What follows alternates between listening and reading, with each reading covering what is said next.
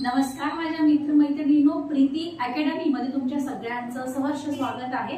मागील व्हिडिओ मध्ये आपण ईएमआरएफचा सिलेबस डिस्कस केला होता की ईएमआरएफच्या सिलेबस मध्ये टायर 1 मध्ये काय काय येणार आहे हे आपण डिस्कस केले होते।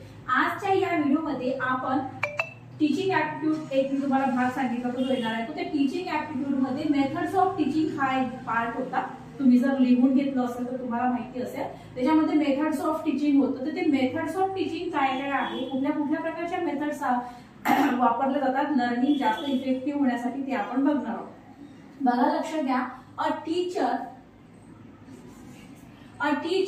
choice of teaching method depends on educational philosophy, classroom and subject area। बघा लक्ष द्या, नवोदय विद्यालयाची वॅकन्सी येणार आहे डिसेंबर महिन्यापर्यंत, त्याचं नोटिफिकेशन येणार आहे आणि मराठी विषयाची वॅकन्सी त्यामध्ये येणार आहे।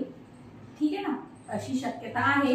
त्यामुळे आपण अभ्यासाला सुरुवात करून देऊया, मग बघता येईल नोटिफिकेशन मध्ये काय कसं आहे। ठीक आहे, तर लक्ष द्या की भाई teacher choice of teaching method depends on education philosophy, classroom आणि सब्जेक्ट एरिया। टीचर्सची जी एक टीचिंग मेथड्स असते ती कशावर डिपेंड असते हो, ती डिपेंड असते एज्युकेशनल फिलॉसॉफी, तुमचा क्लासरूम, तुमचं सब्जेक्ट एरिया एक्सेट्रा। क्लासरूम मध्ये विद्यार्थी बसले राहतात, प्रत्येकाची टेंडन्सी कशी आहे काय आहे तशानुसार टीचर्स त्यांना शिकवत असतात। तर आता आपण सगळ्यात पहिली मेथड जी आहे ती लेक्चर मेथड म्हणून बघूया की लेक्चर मेथड मध्ये काय कसं केलं जाते, लेक्चर मेथडचे फायदा काय, लेक्चर मेथडचा नुकसान काय, सगळं आपण बघूया। बघा आता, lecture method is the oldest most commonly and widely use method in educational institutions. Lecture method ही जी आहे म्हणजे जी व्याख्यान पद्धत आहे तुमची ती काय खूप जुनी पद्धत आहे। Most oldest and most commonly widely use in the educational institution, म्हणजे सगळ्याच संस्थेमध्ये, सगळ्याच शाळेमध्ये ही आणि सगळ्याच कॉलेजमध्ये ही मेथड वापरल्या जाते, लेक्चर मेथड। आणि this method teacher centred and students are passive mode. तुम्हाला जर नोट्स पाहिजे असतील तर तुम्ही मला मेसेज करू शकता, तुम्हाला नोट्स मी घेऊन देईन। ठीक आहे ना। लेक्चर मेथड ही एक खूप ओल्डेस्ट मेथड आहे, मोस्ट कॉमनली यूज होते ही सगळ्या इन्स्टिट्यूशन्स मध्ये, सगळ्या म्हणजे शाळेमध्ये, त्याच्यानंतर कॉलेजमध्ये सुद्धा ही यूज होते। आणि ही जी मेथड आहे ना याच्यामध्ये काय असतं, तुमचे टीचर सेंटर्ड असतात, हे जे centre and students are passive mode मध्ये, स्टुडंट्स तुमचे पॅसिव्ह मोड मध्ये आहे आणि टीचर्स सेंटर मध्ये, टीचर्स सगळं बोलत राहतात आणि स्टुडंट्स काय असते पॅसिव्ह मोड मध्ये राहतात। Okay, and in this method, teachers impart information to the students in terms of lesson plan.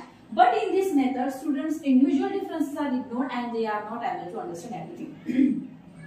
या मेथड मध्ये काय आहे की टीचर्स जे असतात ते तुम्हाला सगळ्या गोष्टी क्लिअर करून सांगत असतात, सगळं ते एक्सप्लेनेशन देत राहतात। कुठलाही एक पॉइंट आहे, समजा आपलं कुठलंही आहे, समजा आपण एक असा पॉइंट घेऊ, समजा पीआरजीची थेरी आपण घेऊन घेऊ। आता पीआरजीची जर समजा थेरी घेतली ना, पीआरजीची थेरी घेतली समजा आपण, तर आता मी समजा आहे टीचर, मग मी काय करणार, मी तुम्हाला पीआरजी बद्दल पूर्ण सांगणार, पूर्ण हे आहे असं आहे, पीआरजी ह्या स्टेप असतात, हे असतात, ओके, हे सगळं मी तुम्हाला सांगत आलेले आहे। मग हे सगळं मी तुम्हाला सांगत असताना तुम्ही काय पॅसिव्ह मोड मध्ये आहे, तुम्ही मला कुठलं देत आहे का की नाही मॅडम हे असं, नाही मॅडम ते असं, किंवा काही प्रश्न वगैरे विचारते का नाही विचारता, तुम्ही पॅसिव्ह मोड मध्ये।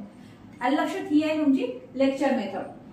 आता लेक्चर मेथड मध्ये काय असते कळते का की तुम्ही जे स्टुडंट असतात ना ते स्टुडंट तुम्ही इग्नोर करतात, कारण की टीचर्स तेवढं जास्त त्याकडे लक्ष देत नाही, इंडिव्हिज्युअलकडे लक्ष देत नाही, प्रत्येक विद्यार्थ्यांकडे ते लक्ष देत नाही। ते फक्त काय करतात की आपली लेक्चर मेथड एक सुरू होऊन जाते, त्याचं व्याख्यान करतात आणि जेव्हा एकदा सुरू झालं की मग नंतर परत पार्ट संपला, तो पॉइंट संपला की तिथे थांबून जाते। ही आहे तुमची लेक्चर मेथड। या लेक्चर मेथड मध्ये स्टुडंट्स पूर्णपणे इग्नोर होतात, कारण की स्टुडंट्स त्याच्यामध्ये पॅसिव्ह मोड मध्ये असतात आणि टीचर्स जो आहे तो सेंटर असतो।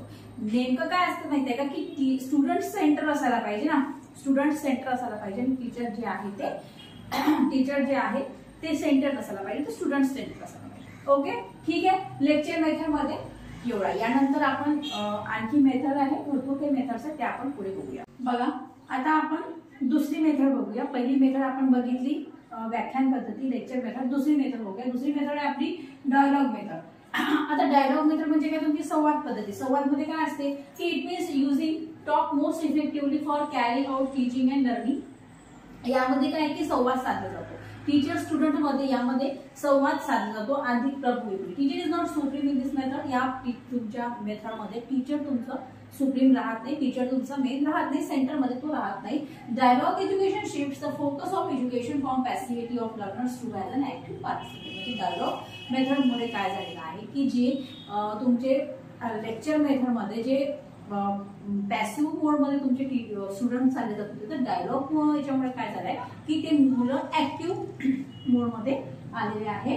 आणि advantage of dialogue method include development of speaking and listening skills and development of critical thinking. तेव्हा डायलॉग मेथड मुळे काय झालेलं आहे, कसला कसला फायदा झालेला आहे की एक तर तुमचं स्पीकिंग आणि लिसनिंग स्किल तुमचं वाढलेलं आहे आणि क्रिटिकल थिंकिंग जी आहे, क्रिटिकल थिंकिंग तुमची वाढलेली आहे. हे आहे तुमचं डायलॉग मेथड. लेक्चर मेथड मध्ये आपण बघितलं की टीचर सेंटर राहते, स्टुडंट पॅसिव्ह राहतात. आणि डायलॉग मेथड मध्ये आपण बघत आहे की तुमचे टीचर जो आहे तो सेंटर नसतो, तो पॅसिव्ह मध्ये असतो आणि तुमचे जे स्टुडंट्स आहेत ते तुमच्या ऍक्टिव्ह मोड मध्ये असतात. आणि डायलॉग मेथडचा फायदा हा झालेला आहे की त्याच्यामुळे तुमचं स्पीकिंग लिसनिंग स्किल आणि तुमचं क्रिटिकल थिंकिंग वाढलेलं आहे स्टुडंट्स. ओके, यानंतर आपण दोन मेथड बघूया ज्या खूप जास्त प्रमाणात फेमस आहे आणि खूप जास्त यांचे प्रश्न उत्तर येतातच येतात त्यांचे, म्हणजे सीटेट, टीईटी मध्ये आणि EMRSच्या एक्झाम मध्ये आणि NBS आणि KVS यांच्या सगळे जे काही टीचिंग पेडॉगॉजीचे प्रश्न उत्तर राहतात त्याच्यामध्ये हा प्रश्न राहतोच म्हणजे राहतोच. ओके, ही मेथड आहे इंडेक्टिव्ह मेथड आणि डिडक्टिव्ह मेथड. त्या दोन्ही मेथड आता आपण बघूया. लक्ष द्या, आता आपण तिसऱ्या मेथडकडे आलेलो आहोत. आपली तिसरी मेथड आहे इंडेक्टिव्ह मेथड. आता ही काय इंडेक्टिव्ह मेथड, ठीक आहे. आता याच्यामध्ये बघा, this method of teaching suggested. आता कोणी ह्या मेथड काढलेल्या आहे, तर हे फ्रान्सिस बेकॉन आणि पेस्ट्रोलजीने ही मेथड्स काढलेली आहे. आणि या मेथड मध्ये काय असतं माहितीये का, या मेथड मध्ये पर्टिक्युलर टू जनरल राहते, म्हणजे विशेषचे सामान्य कीवर्ड, पर्टिक्युलर ते जनरल राहते. हे वाक्य इथे पाहिजे होतं, हे खाली लिहिलं मी तुम्हाला सांगते समजा. And this method start with example and ask learners to find. म्हणजे ही काय एक्झाम्पल पासून सुरुवात होते आणि लर्नर्सला मग रूल शोधायला लावतात. जसं एक्झाम्पल समजा आपण देऊ, इथे लिहिलेलं आहे, मी सांगते. समजा नाऊन शिकवायचं आहे मला मुलांना, मला शिकवायचं की नाम शिकवायचं आहे मला की नाम काय, तर मी काय करेल की सगळ्यात पहिले त्यांना वेगवेगळ्या जी काही ऑब्जेक्टची नावं, काही सब्जेक्ट, काही प्लेसेसची नावं है ना, काही पशु पक्ष्यांची नावं वगैरे त्यांना मी सगळं पहिल्यांदा ओळखायला लागेल है ना. सगळं मी मल्टिपल एक्झाम्पल त्यांच्याकडून काढून घेईल. काही वस्तूंची नावं सांगा, काही पशु पक्ष्यांची नावं सांगा, काही नद्यांची नावे सांगा, हे सांगा. हे पहिले मी त्यांच्याकडून सगळं हे काढून घेईल आणि नंतर मग मी then teaching definition of noun, our filling, आपल्या ज्या की भावना वगैरे असतात ते सगळं मी त्यांच्याकडून काढून घेईल आणि नंतर मग मी त्यांना डेफिनेशन देईल नाउनची. आलं लक्षात.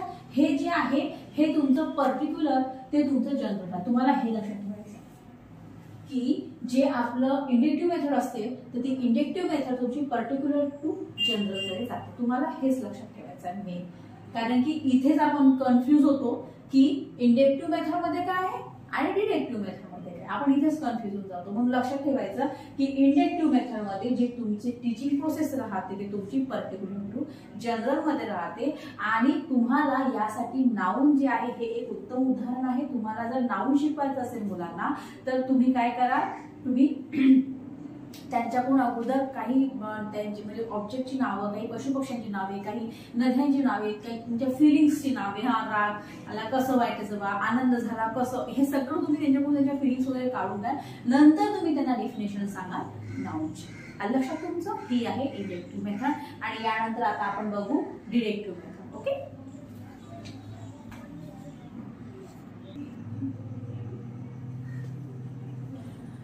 आता बघा, आता आपण डिडक्टिव्ह मेथड बद्दल शिकूया. डिडक्टिव्ह मेथड काय आहे, this method was suggested by अरिस्टॉटलनी ही दिलेली आहे अगस्टूनी आणि it is opposite to inductive method. Inductive मेथडच्या पूर्णपणे ही अपोजिट आहे. In this method teacher start by giving learners general rules formula. जी इंडेक्टिव्ह मेथड होती ती म्हणजे ती काय होती की पर्टिक्युलर टू जनरल होती आणि ही कसं आहे की जनरल टू पर्टिक्युलर कडे जाते ही. ठीक आहे, यामध्ये काय असते की जनरल रूल्स अँड फॉर्म्युला, म्हणजे पहिल्यांदा सांगितलं जाते सगळं आणि त्याच्यानंतर मग तुम्हाला उदाहरण दिलं जाते. जसं आपण इथे पण एक नाऊनचं उदाहरण आपण इथे घेऊ. तर समजा नाऊन मला जर शिकवायचं आहे तर या मेथडमध्ये मी काय करेल की सर्वप्रथम त्याचे जे काही नियम असतात है ना, त्याचे सूत्र असतात, जे नियम असतात, त्याचं जे स्ट्रक्चर राहते ते मी सगळं विद्यार्थ्यांना सांगेन, त्याच्यानंतर मग मी त्यांना उदाहरण देईन. ठीक आहे. ही जी मेथड आहे ना ही सहसा मोठ्या मुलांसाठी यूज केली जाते, 8वीच्या नंतरच्या मुलांसाठी ही यूज केली जाते. आणि जी तुमची इंडक्टिव्ह मेथड आहे ती तुमचे लहान मुलांसाठी तुमची ती यूज केली जाते. ठीक आहे. लक्षात. आता ही डिडक्टिव्ह मेथड झाली, इंडक्टिव्ह मेथड झाली आपली, त्याच्यानंतर आपली डायलॉग मेथड झाली आणि एक काय झालं लेक्चर मेथड झाली. आणखी 2-4 मेथड राहिलेले आहे, पण मला असं वाटतं की व्हिडिओ आपण इथे थांबूया, कारण की मग व्हिडिओ मोठा झाला की मग पाहण्यामध्ये प्रॉब्लेम येऊन जाते, तुम्हाला बोर होऊन जाते ते. आता मग आणखी दुसरा एक व्हिडिओ काढू, पार्ट 2 काढू याचा, आणि पार्ट 2 मध्ये मग आपण उरलेल्या मेथड सांगून देऊ. त्यानंतर बघा जे कॉम्प्युटर आहे संगणक, तर याचे व्हिडिओ मी स्टार्ट करून देईल आजपासूनच. आजच याचा व्हिडिओ टाकेल मी फंडामेंटल्स ऑफ कॉम्प्युटरचा, तर ते पण तुम्ही बघत चला आणि नोट्स काढत चला. ठीक आहे. कारण की त्याचा फायदा एक होईल आपल्याला की जेव्हा NBS ची व्हॅकन्सी तेव्हा हा आपला टायर 1 पूर्ण झालेला राहील आणि त्यानंतर मग फक्त आपलं जे डोमेन आपला सब्जेक्ट जो आहे त्याचाच आपल्याला करायचं आहे. ठीक आहे. आणि हे लक्षात घ्या की मराठीचं मी सध्या थांबवलेलं आहे. मराठी जो आपला विषय आहे ना त्याचं जे की आपलं जे आहे सगळं जितके टॉपिक आहे सध्या थांबलेले आहे, कारण की जेव्हा नोटिफिकेशन येईल नवोदय विद्यालयाचं त्याच्यानंतर मला माहिती पडेल की सब्जेक्ट म्हणजे सिलेबस मध्ये काय काय आहे, सिलेबस मध्ये नेमकं काय काय आहे, आणि त्याच्यानुसार मग आपण तेच भाग आपण घेऊ मग है ना. मग अवांतर हे करण्यापेक्षा आपण नेमकं तेच भाग आपण घेऊया. ठीक आहे. आलं लक्षात तुमच्या. चला ठीक आहे. मग आजच्या व्हिडिओमध्ये एवढंच. लवकरच भेटूया पुढल्या व्हिडिओमध्ये. थँक्यू.